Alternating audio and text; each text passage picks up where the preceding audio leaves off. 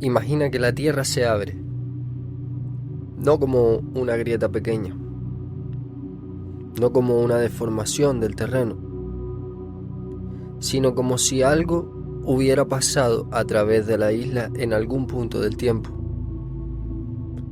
dejando atrás una herida tan profunda que el propio paisaje tuvo que reorganizarse alrededor de ella. Eso es Guayadeque, un corte natural en Gran Canaria que no parece un valle, sino una separación, dos paredes gigantes de roca volcánica que se elevan hacia arriba hasta perderse de vista,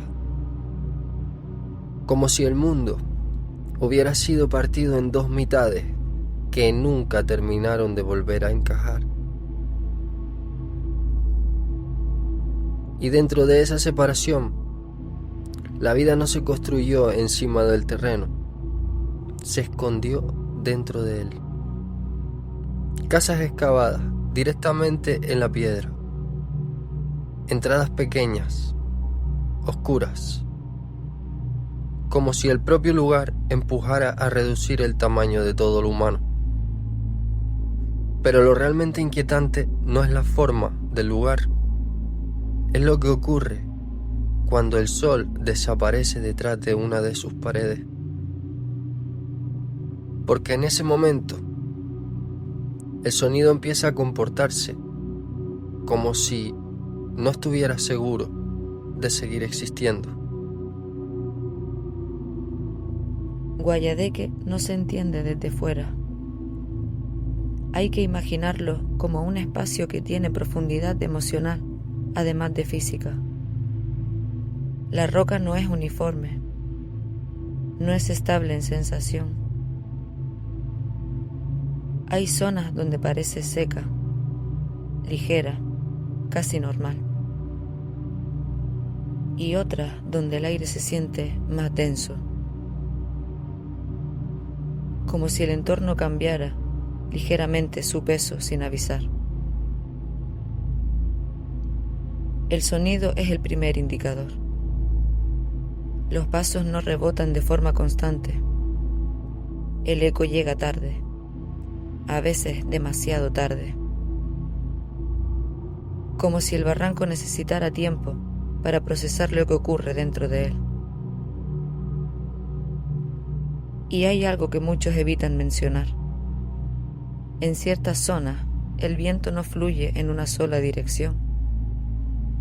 Se fragmenta, como si el espacio lo dividiera. Y lo más inquietante es que no siempre coincide con la forma del terreno. Y eso es importante, porque cuando el sonido deja de comportarse como debería, la percepción empieza a cambiar sin que te des cuenta. No de golpe, sino poco a poco, como si el lugar te ajustara desde dentro. Un grupo de jóvenes entra al barranco de noche. No buscan historia, buscaban grabar algo. Cámaras, luces, esa sensación de control que dan los dispositivos electrónicos en la oscuridad. Y al principio, todo es normal, incluso demasiado normal. Risas, voces relajadas, comentarios sobre lo tranquilo del sitio. Pero el primer cambio no es visual, es auditivo. El ambiente se vacía. No hay insectos, no hay viento constante, no hay ruido de fondo que confirme que el mundo sigue funcionando más allá del encuadre de la cámara. Solo pasos, respiraciones,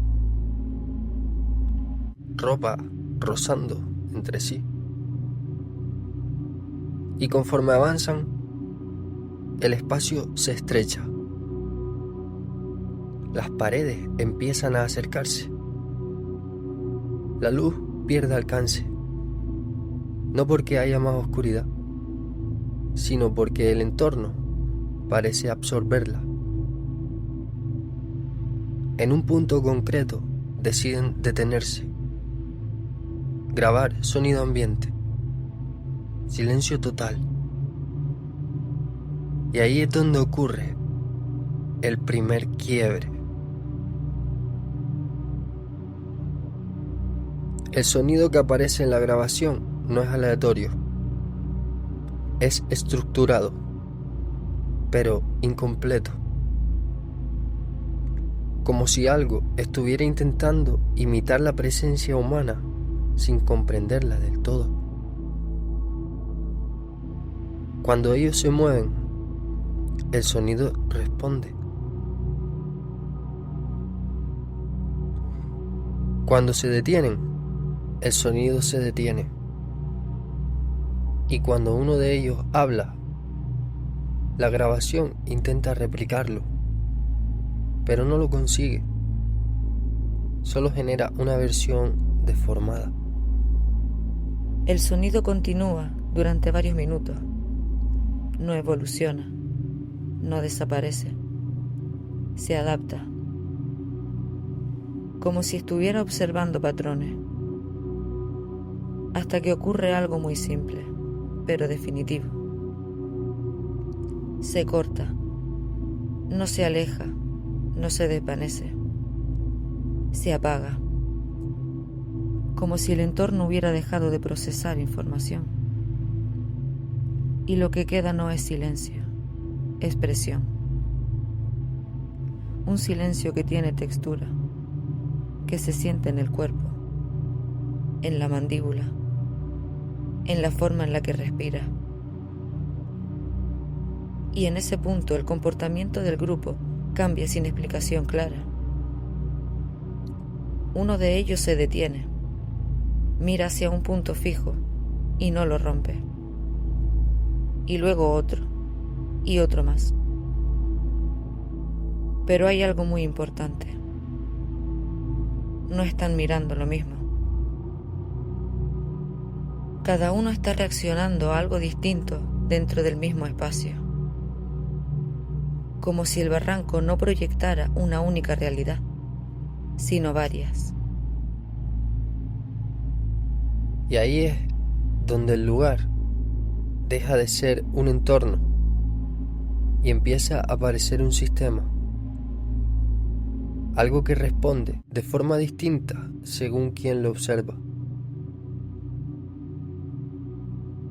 Hay algo que se repite en muchísimos relatos de personas que entran de noche en zonas aisladas, bosques, barrancos, montañas, lugares donde el sonido natural debería estar siempre presente. Y es esto. Primero cambia el silencio, luego cambia la percepción y después aparecen cosas que no deberían estar allí. En Guayadeque, el grupo no encuentra algo enorme. No hay una escena exagerada. El sendero empieza a estrecharse. Las paredes del barranco se acercan sobre sus cabezas.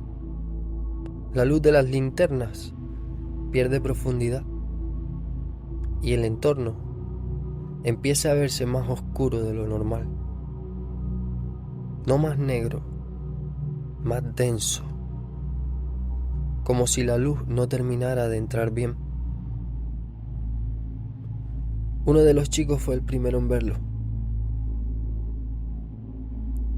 La linterna apunta hacia una pequeña apertura entre roca y vegetación. Y durante unos segundos nadie entiende exactamente lo que está mirando, porque no parece natural. El suelo está despejado, demasiado despejado, como si alguien hubiera limpiado esa parte concreta del barranco. Y en el centro Hay piedras colocadas en círculo, no perfectamente alineadas, pero sí demasiado ordenadas para ser casualidad. Pequeñas, oscuras, separadas casi a la misma distancia. Y dentro del círculo, restos, fragmentos de madera parcialmente quemada, cera derretida, seca, sobre varias piedras, hilos oscuros, enredados entre ramas pequeñas y marcas en el suelo, no dibujadas, hundidas, como si algo pesado hubiera sido arrastrado lentamente alrededor del círculo. Y aquí ocurre algo que cambia completamente el ambiente del grupo, porque hasta ese momento seguían hablando, bromeando, haciendo comentarios. Pero cuando se acercan, todos empiezan a bajar la voz sin darse cuenta. No porque alguien lo pida, sino porque el propio lugar obliga al cuerpo a hacerlo. Y entonces uno de ellos enfoca el centro del círculo con la linterna. Y el silencio cambia. No desaparece. Cambia. Como si el barranco acabara de escuchar algo. Y aquí viene el detalle que más se repite después cuando cuentan la historia. La luz no rebotaba bien dentro del círculo. Parece absurdo decirlo así, pero todos describen lo mismo. La linterna iluminaba, pero el suelo devolvía menos luz que el resto del entorno, como si hubiera profundidad donde no debería haberla. Uno de ellos intenta grabar más cerca, da 2 pasos y se detiene inmediatamente. Después diría algo que ninguno del grupo ha conseguido olvidar. Sentí que estaba entrando en algo, no acercándome. Y entonces aparece el olor. No fuerte, no instantáneo. Un olor húmedo, metálico, viejo, como tierra removida hace poco. Pasa algo que nadie consigue explicar igual después. Porque el grupo escucha un sonido detrás de ellos. No un golpe, ni pasos. Respiración. Lenta. Y cuando se giran, no hay nadie. Pero el barranco ya no se siente vacío. Se siente ocupado. Y es ahí cuando toman la decisión de irse. No corriendo, no gritando. Eso es lo peor. Salen caminando rápido, como personas intentando no activar algo. Y mientras se alejan, uno de ellos mira hacia atrás una última vez y jura haber visto algo dentro del círculo. No una figura, movimiento, como si algo se hubiera inclinado lentamente hacia donde ellos estaban. Y después, nada, solo oscuridad. La segunda historia ocurre más arriba, dentro del barranco.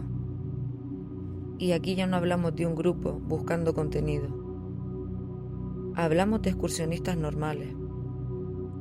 Personas que simplemente querían hacer una ruta nocturna.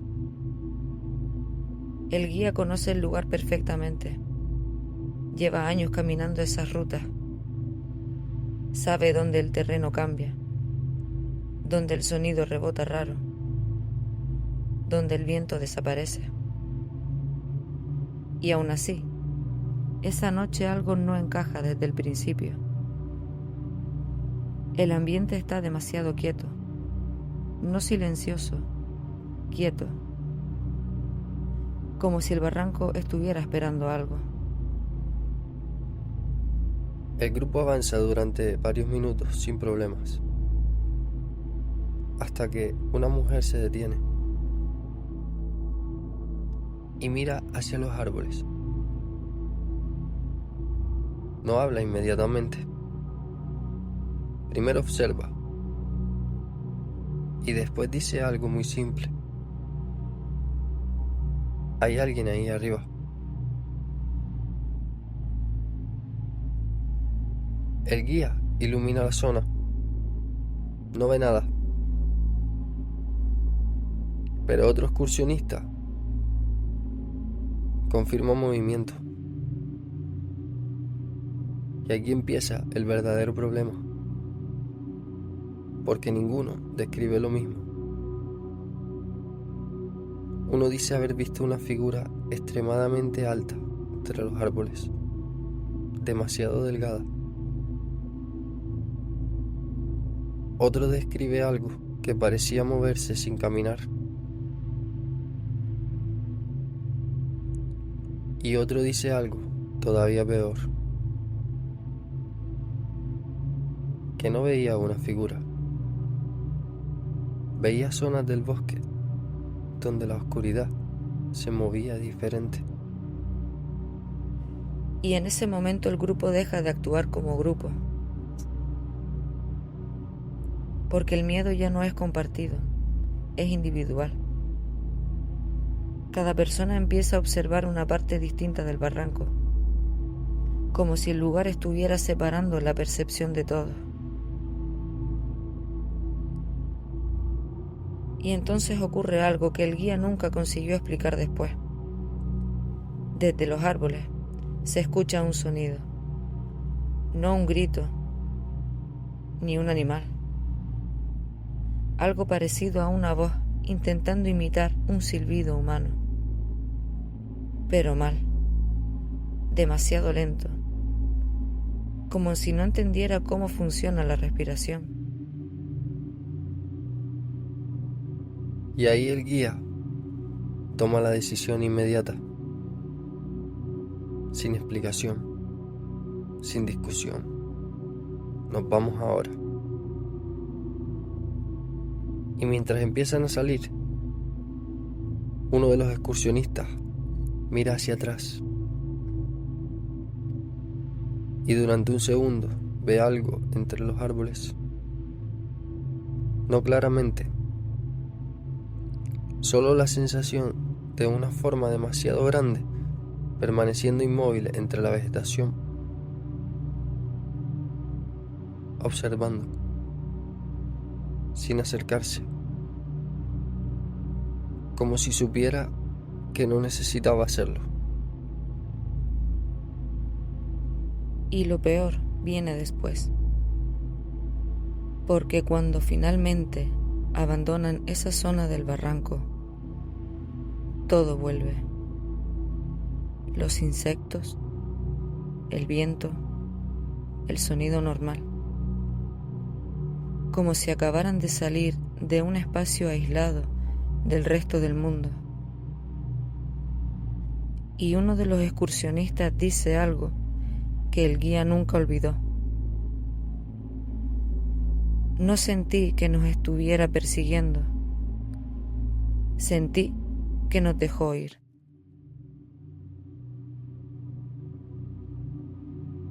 Lo más inquietante no es lo que ocurre dentro,